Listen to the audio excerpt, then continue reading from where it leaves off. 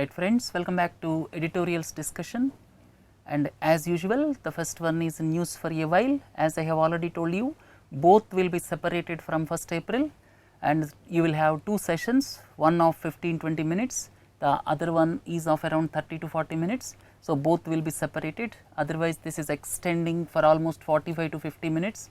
So, to look into that aspect, we will have two separate sessions from 1st April onwards. And news for a while is also very important. The first one is London assailant was British born, known to security forces. Here two important points I would like to tell you. There was an attack at a place called Westminster. Westminster is the place, and in fact the system of governance is also called with the name Westminster because of the reason, at a place that is Westminster on the banks of Thames river in London. This parliament was situated, and both the houses of UK, the houses are House of Commons, House of Lords, both sit at the Palace of Westminster, which is on the banks of river Thames. So, that is one aspect, please do not forget. The Palace of Westminster is home to both the Houses of Parliament, which we call them, which are known as the House of Commons and House of Lords, right. So, please do not forget, when you are looking at United States of America, it is House of Representatives and Senate.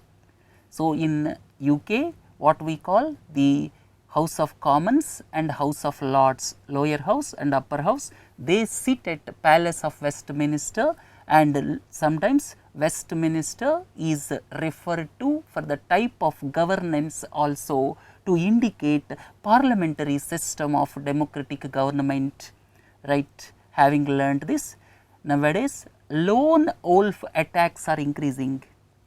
Lone wolf attack means it is not organized by the people, it is done by a single person who is affected because of the radicalization. Because of radicalization, a person affected, then he will resort to these attacks, and across the world this lone wolf attacks are increasing. So, this is second important point. Third important point is what happened to the Convention on Terrorism, Comprehensive Convention on International Terrorism. In fact, India is asking for it. United Nations is not able to define terrorism, they are not able to differentiate between good terrorist and bad terrorist. That is the irony of the world. In one country, a terrorist is becoming jihadi in other country. So, the dichotomy is there. So, that is to be solved immediately to prevent such attacks across the world, right. Second news item is Human Rights Council gives Colombo 2 more years. This is with regard to Sri Lankan issue. Why I thought it is essential to know is Sri Lanka was for 37 years of civil war, and finally the civil war ended in the year 2009. There were several news reports that during the closing months of civil war in 2009, several atrocities were committed by the armed forces of Sri Lanka, and for that they have to be tried and brought to book. Initially in 2015, the United Nations Human Rights Council that gave 1.5 years of time, and Sri Lanka has not done anything. Now, Human Rights Council has given 2 more years time, and United Nations Human Rights Council is suggesting for hybrid courts with international experts, but Sri Lanka is not agreeing to it.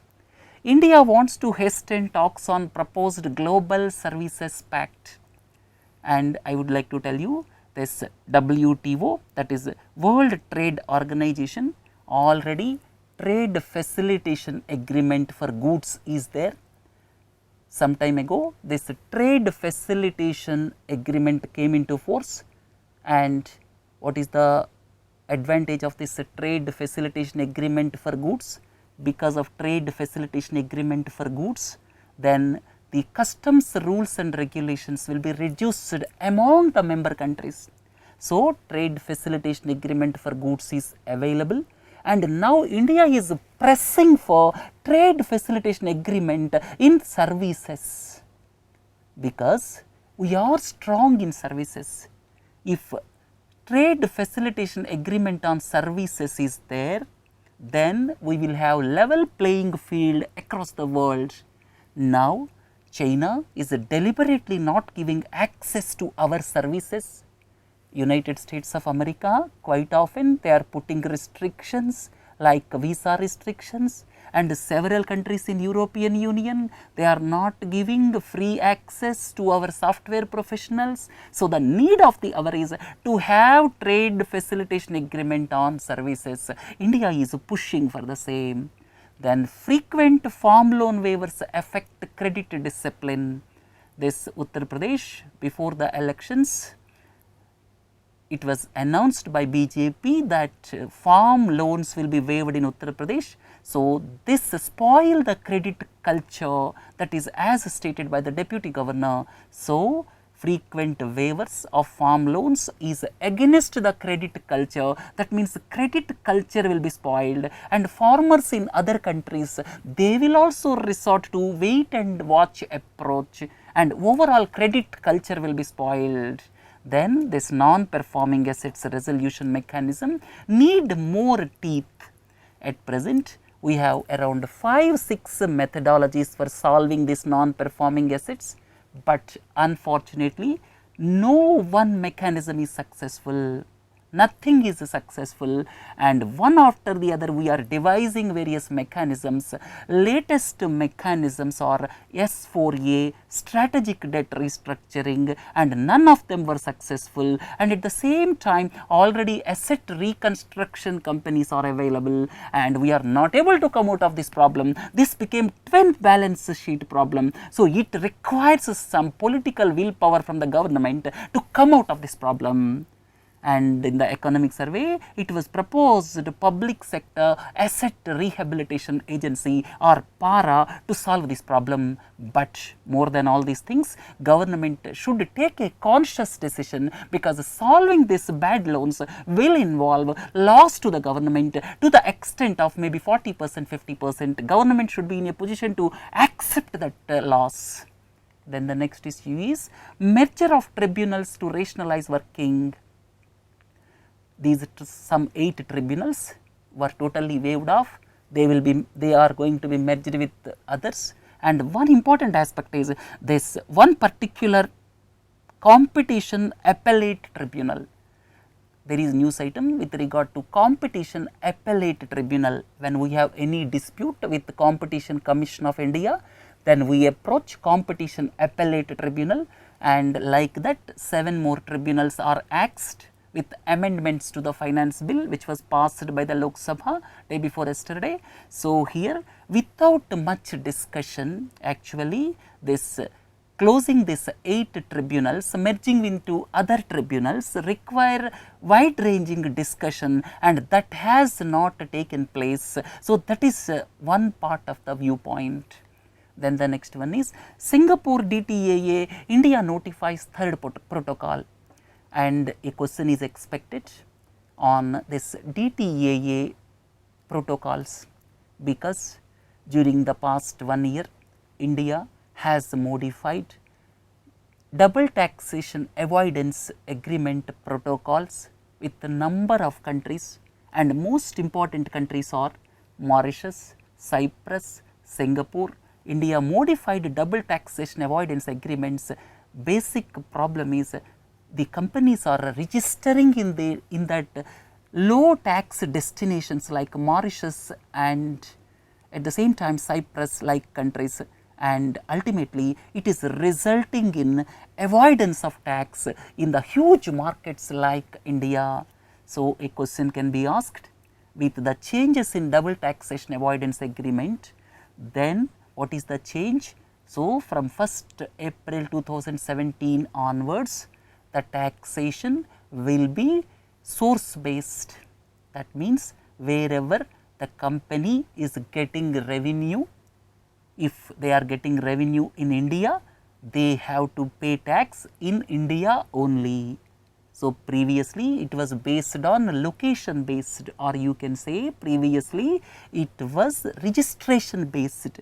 If the company is registered in Mauritius or Cyprus, then as per double taxation avoidance agreement in previous days, or you can say up to 31st March 2017, at present it is location based. So, when the company is registered in Mauritius, people are paying tax in Mauritius.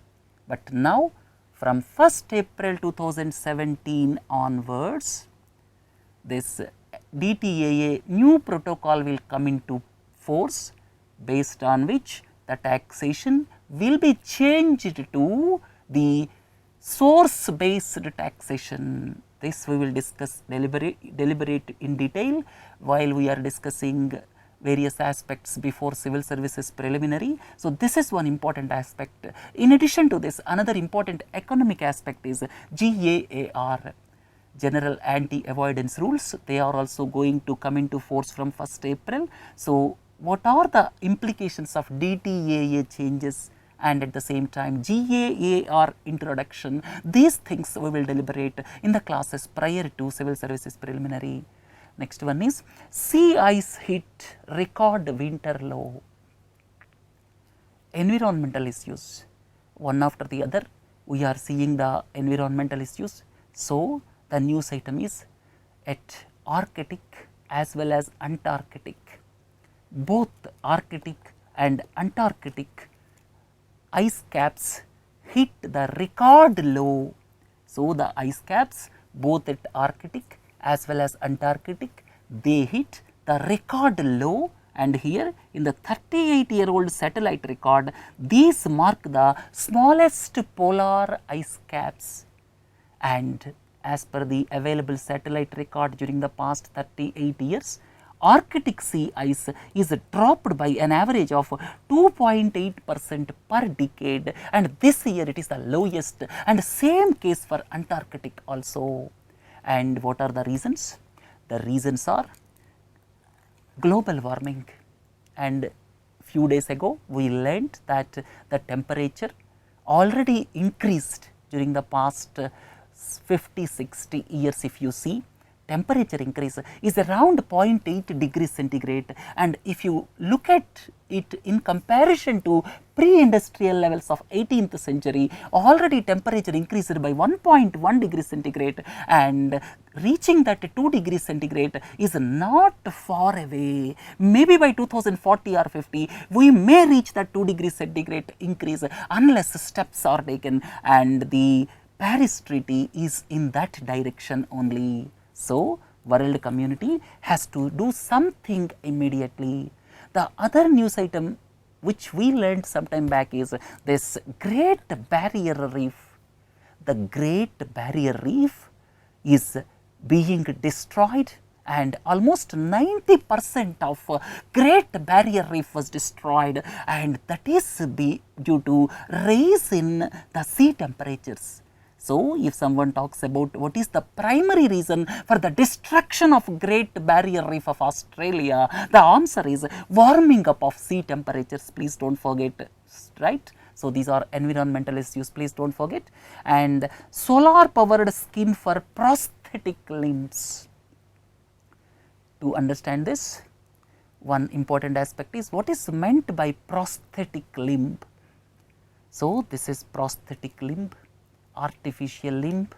So, here the persons who do not have either leg or hand, they will be provided with these artificial limbs, and at present these are battery powered. At present these are battery powered. So, here amputees with the prosthetic limbs may soon get a better sense of touch, temperature and texture.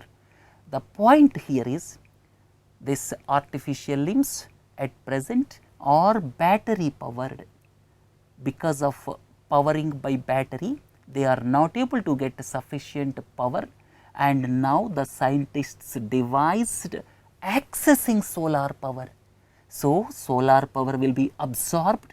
What is the mechanism to absorb solar power?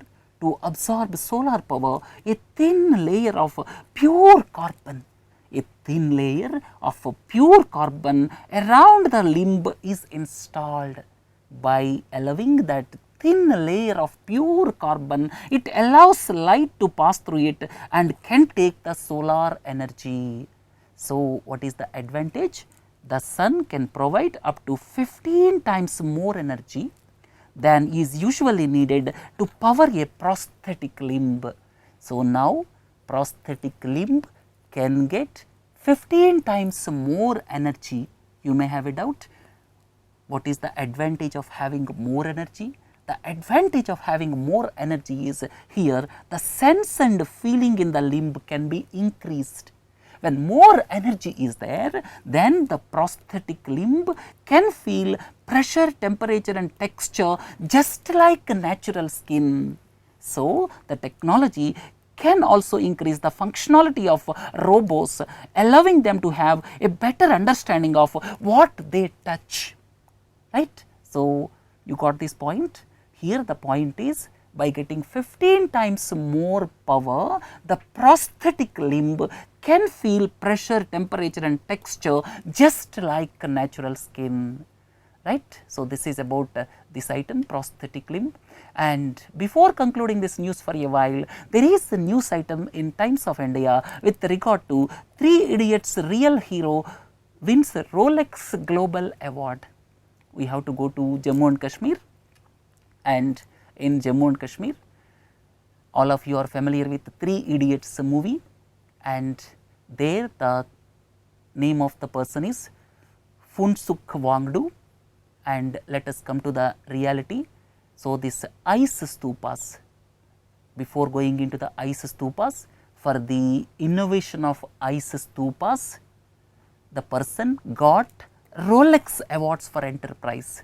The person got Rolex award for enterprise, and basically Rolex awards are given to foster a spirit of enterprise around the world. Overall, across the world, they are being given to 5 laureates and 5 associate laureates for pioneering the efforts to expand knowledge and improve human life. This is by the Swiss wristwatch company Rolex, and this Rolex award for enterprise, out of 10 awards, 1 has gone to Sonam Wangchuk. The award has gone to Sonam Wangchuk. He is from Ladakh region of Jammu and Kashmir. So, he devised ice stupas, and when you are looking at certain things, please do not forget the aspects pertaining to some innovation in our country. Root bridges of Meghalaya, please do not forget. We discussed some time back, root bridges of Meghalaya are also example of some grassroots innovation. So, on similar lines, this ice stupas, please do not forget. So, this Rolex award is given for this ice stupas design. What is ice stupa? These are conical molds of ice, and they are built by using glacial stream flows in the winter season. By catching that glacial stream flows, these stupas are built, and they store water in the form of ice during the winter months. In the form of ice, they store water in the form of ice during winter months, and they start melting slowly during the summer months in times of irrigation needs. So, these stupas were designed by this Sonam Wangchuk. He is engineer and educationist, and is among only the 10 people from across the world, that is 144 nations. Out of 144 nations, he is the one person among 10 to win Rolex awards for global enterprise. So, he created ice stupas, and he stated that the prize money will be used as a seed fund for achieving future targets. So, please do not forget the persons whoever are behind such type of innovations. This is ice stupas of Ladakh region, and at the same time do not forget the root bridges of Meghalaya also. Right, we came to the end of news for a while. Analysis of editorials and articles. I have taken Times of India editorial first. This is Overstepping Debate, and all of you are familiar.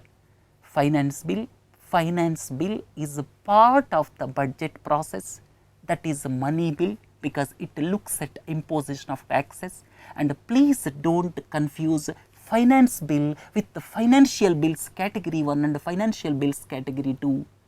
Financial bills category 1, financial bills category 2, they are different. Please keep that discussion aside.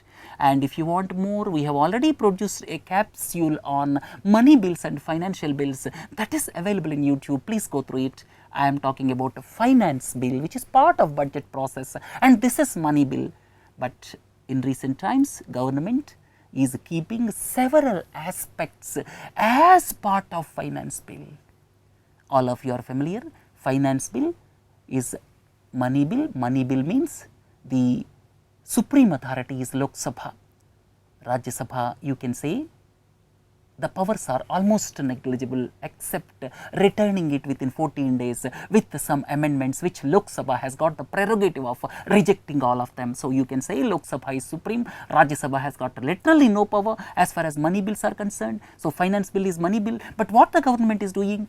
Government is incorporating several aspects as part of this finance bill.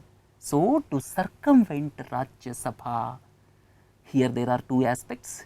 Government is saying that they are part of the finance bill, and the opposition is saying government is saying so because to circumvent Rajya Sabha, because the government has got minority status in Rajya Sabha, because it does not enjoy majority in Rajya Sabha. So, stalemate is continuing. In fact, government says opposition is obstructing the Rajya Sabha, and opposition members in Rajya Sabha say that government is circumventing Rajya Sabha. So, a reconciliatory approach is required between the government and the opposition, and the present case is this finance bill is a money bill. In money bill, I have already told you Lok Sabha is supreme, and here what are the changes proposed this year?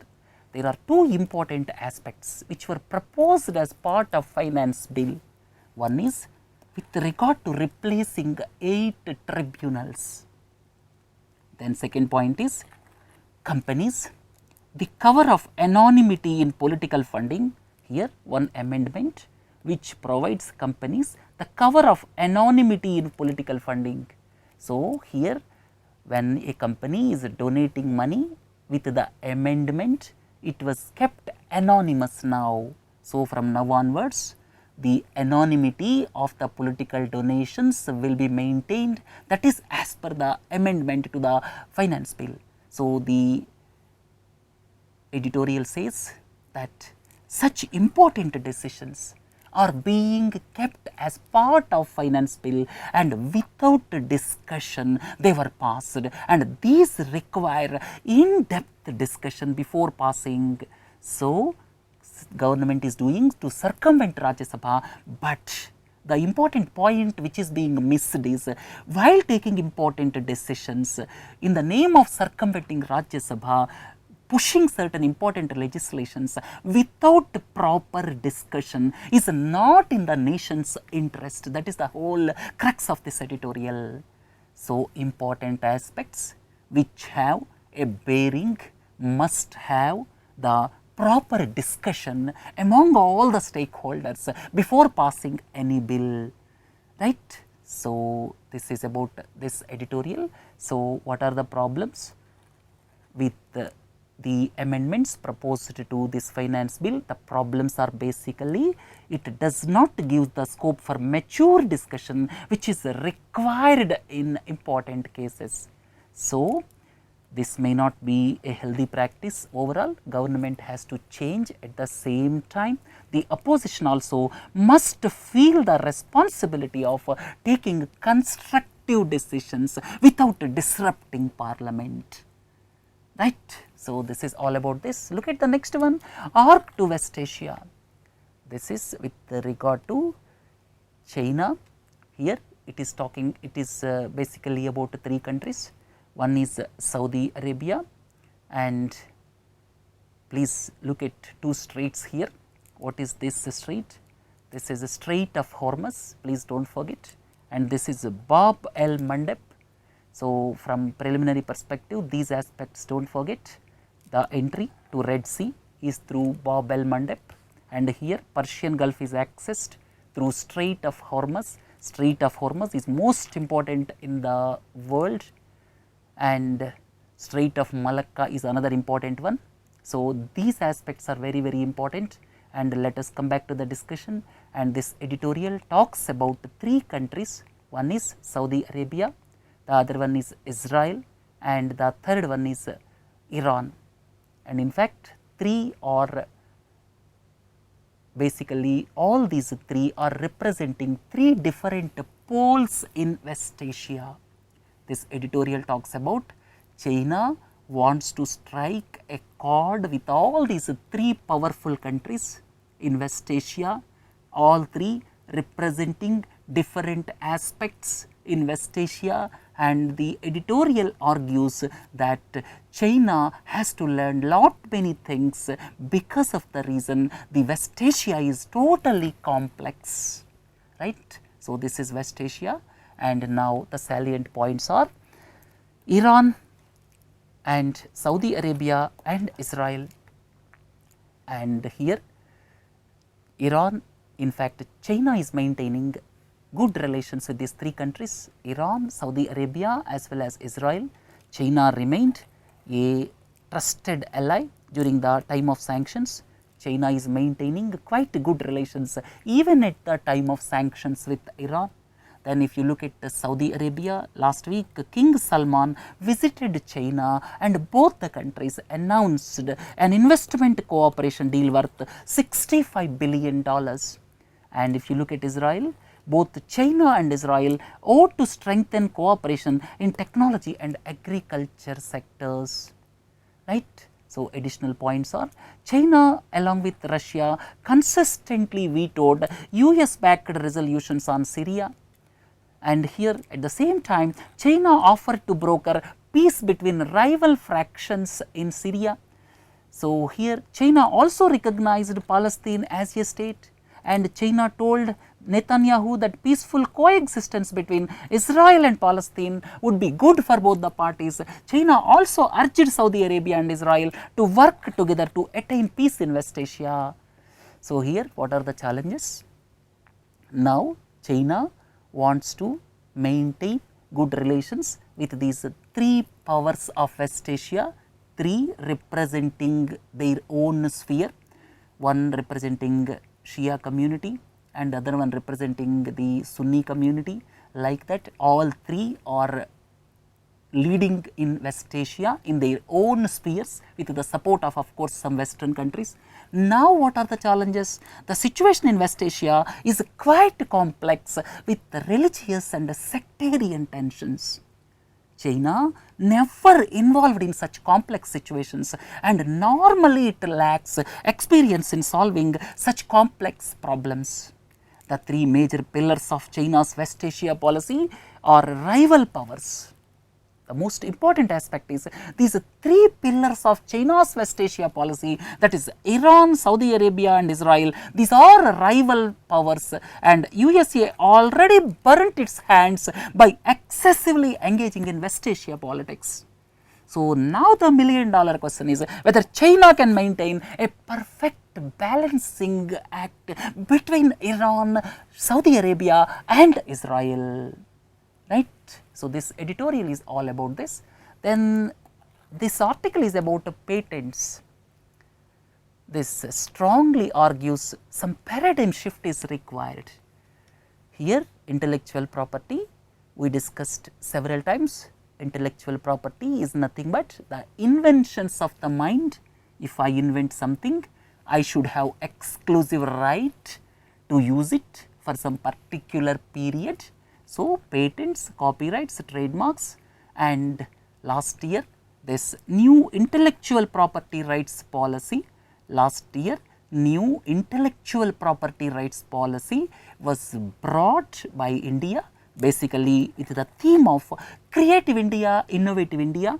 Please do not forget, Department of Industrial Policy and Promotion under the Ministry of Commerce and Industry is the nodal authority, and it has given several advantages with this policy. One is tax breaks to promote R&D, and the policy will allow compulsory licensing in case of public health emergencies. We have already deliberated a week ago about the pharma issues and compulsory licensing. This is very important when you look at the civil services preliminary examination, right. So, India devised its intellectual property rights policy to protect patents, copyrights, trademarks, right. Now, the issue here is the present issue. Look at this. This is quite curious how the government departments are failing badly.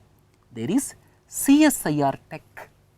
There is one commercial arm, that is the commercial arm of CSIR, and CSIR Tech has filed more than 13,000 patents.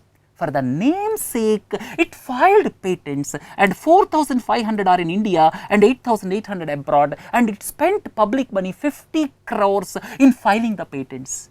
For the namesake, it filed patents, and in filing the patents, it spent almost 50 crores of rupees. CSIR Tech we are talking about, and most of these patents are biodata patents.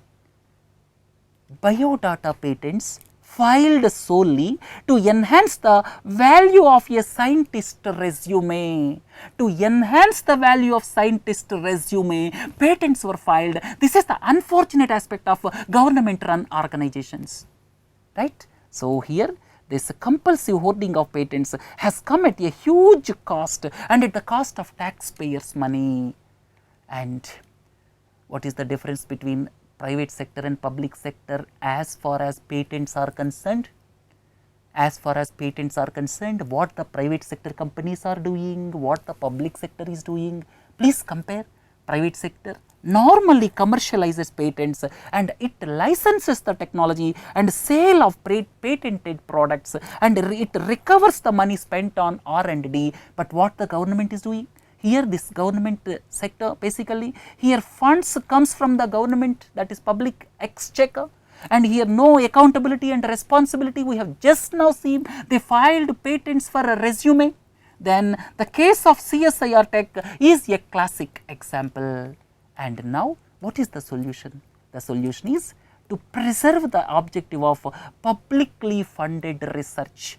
Publicly funded research must be available to the people at least possible cost, and here the patents can be offered on an open royalty free license to startups. At the initial stage, these patents can be offered on open royalty fee license, and subsequently open royalty free license initially, and subsequently depending on the success of the startup, then certain percentage of revenue sharing model can be devised.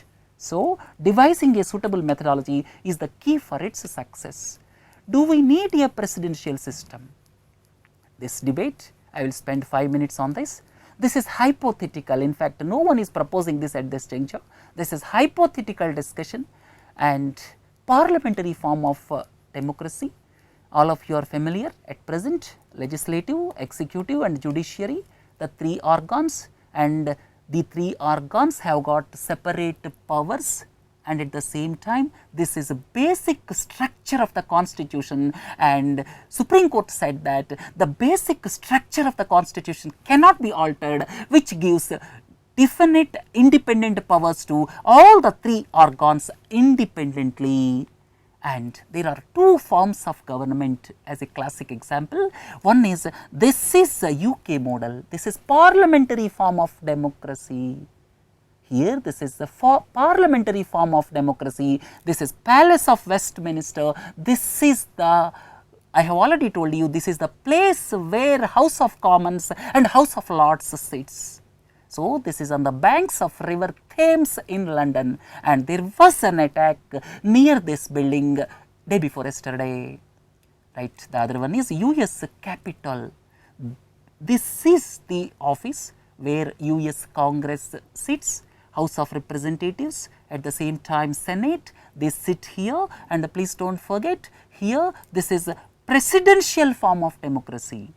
This is parliamentary form of democracy, UK, and USA is presidential form of democracy, and we adopted this Westminster model or parliamentary form of democracy. B.R. Ambedkar, after studying various models, has gone for this parliamentary form of democracy.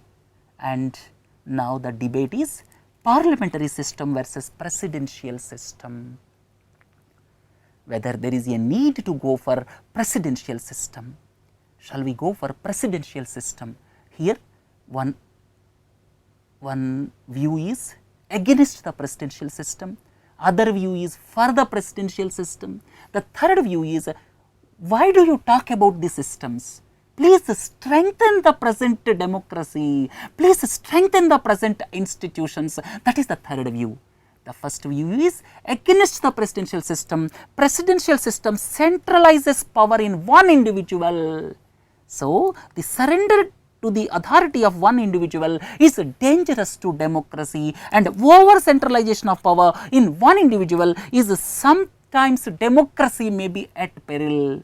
And if the legislature is dominated by the same party, a strong president may prevent any move from the legislature, and at the same time, if it is dominated by the opposition, then stalemate may be there. And the most important aspect is, a diverse country like India cannot function without consensus building. So, in the presidential system, views of an individual can ride over the interests of different segments. So, in the presidential system, what will happen to the states? And if you are of the opinion that parliamentary system is not able to bring outsiders who are talented, don't forget about the faces like Manmohan Singh, M.G.K. Menon, Raja Ramanna, who were brought from outside, right? So, the present parliamentary system can be strengthened. There is no need to go for presidential system. But this argument is for the presidential system. Here the argument clearly says, at present, most of the unqualified people are getting elected as MLAs and MPs. In the present model, the drawback is mostly unqualified people are getting elected as MPs and MLAs, and there is no genuine separation of power in the present system. And here in the present system, what the Prime Minister says, that is acceptable to one and all in the Parliament. In fact, the persons belonging to the same party, they never raise anything against the executive. So, here the argument is for the presidential system. The legislature cannot truly hold the executive accountable, and for 25 years we have seen coalition governments with lot of pulls and pushes, and governments concentrated more on saving the government than on governance. Right? So, directly elected chief executives at all the levels for a fixed term with clearly defined domains, definitely better than the parliamentary system. This argues several other points. Please go through them. And if you go to the third aspect, that is a neutral view, instead of changing the system from parliamentary to presidential, let us strengthen our institutions. Let us not undermine our institutions. Let us strengthen our institutional framework. So, that is the third view, and it says that certain reforms is the need of the hour, like limiting expenditure of political parties and deciding the ceiling on the expenditure, and simultaneous elections can be held to states and the center. Basically, it talks about, the third view talks about, let us strengthen the institutions, let us not undermine the institutions, let us strengthen with more and more reforms, and that is the third viewpoint. Right? The last one. This is a curious case, Navjot Singh Sidhu. He became minister in Punjab government, and all of you are familiar with this legislative, executive and judiciary organs, and the Kapil show. The show was continuing for some time, and now he want to continue in the show. Now the question arises whether Navjot Singh Sidhu can participate in the show or not. Here, office of profit comes into picture. Here, this concept of office of profit Of course, this may not be applicable to Navjot Singh Sidhu, that is different story. I will come to the conclusion at the end here. What is the meaning of office of profit? Office of profit, this is the concept evolved in England, and to preserve the independence of legislature by keeping the members away from the temptations from the executive, as we have already decided, that is this that must be separated. There should not be undue influence of executive on the legislature. There should not be undue influence. So, to prevent undue influence, this office of profit concept was taken from this England, and this is basically to keep legislatives independent. Basically, it is to enforce the principle of separation of power between three organs. And constitutional provisions as per articles 102 and 191. 102 pertains to union, 191 pertains to states, and it prescribe restrictions at the central and state level on the lawmakers accepting government positions. So, the MLAs or MPs cannot hold this government positions. I am talking about office of profit. The issue of Sidhu is entirely different. We will come to it later on. Don't confuse both. I am talking about office of profit, exactly what is defined in the constitution. So, constitution directly it do not indicate the word of office of profit, but if you look at the constitutional provisions of 102 and 191, it talks about the central and state level lawmakers, that means MLAs and MPs. Lawmakers are MLAs and MPs. They cannot accept government positions. What will happen if they accept government positions? Then executive influence will be there on the legislatures. So, they cannot accept government positions.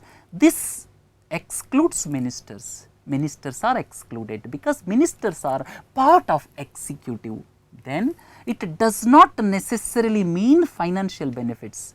Office of profit does not necessarily mean financial benefits. It can be administrative position also, because if some administrative provision is given, if some administrative position is given, then executive can exercise some sort of authority on the legislative, or executive can influence the legislature, right. So, here however, parliament or assemblies made some laws to exempt certain provisions under the office of profit. However, parliament or assemblies can exempt.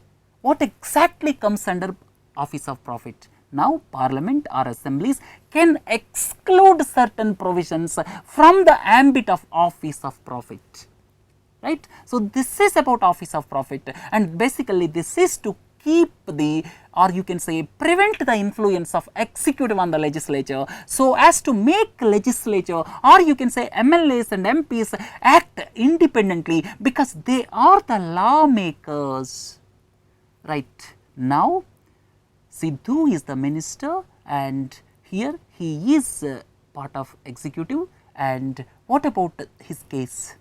It does not come under the purview of office of profit, but the main question is morality, and there is a code of conduct for ministers. There is one code of conduct for ministers. Para 2C of code of conduct reads that after taking office and so long as he remains in office, the minister shall refrain from starting or joining any business. So, minister should refrain from starting or joining any business. But the case of Sidhu is different. Here, it does not specify the course of action for those who are already in business. The Sidhu case is, he is already in business. So, as per this para 2C of code of conduct for ministers, this is after taking office, they shall refrain from starting or joining any business, but it is silent about continuing in some business. So, the case of Sidhu is basically morality as well as the code of conduct for ministers, right. So, this is to clarify you whether it comes under what clause, but however debate is going on and Punjab government will take some decision in future, but this is as per the laid down procedures for MPs and MLAs. I discussed this issue. Right friends, we came to the end of this discussion, and please have a nice weekend, and let us conclude here. Have a nice day. Thank you.